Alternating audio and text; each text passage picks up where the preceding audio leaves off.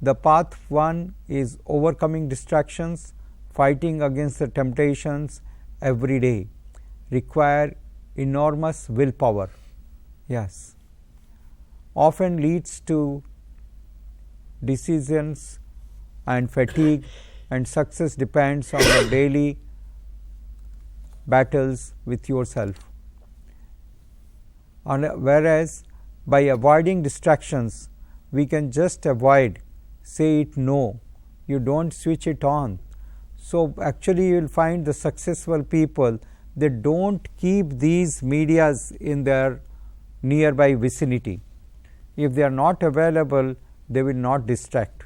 If you keep mobileware on your study table, if you keep the remote in your reach, then definitely you cannot control yourself.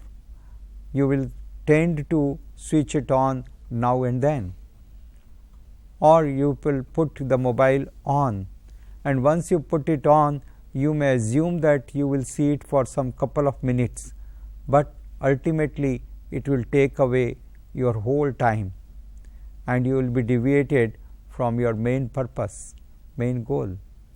So please do avoid this. These are the challenges we are facing every day, and as a student it is a big challenge. Those who are focused, they achieve success.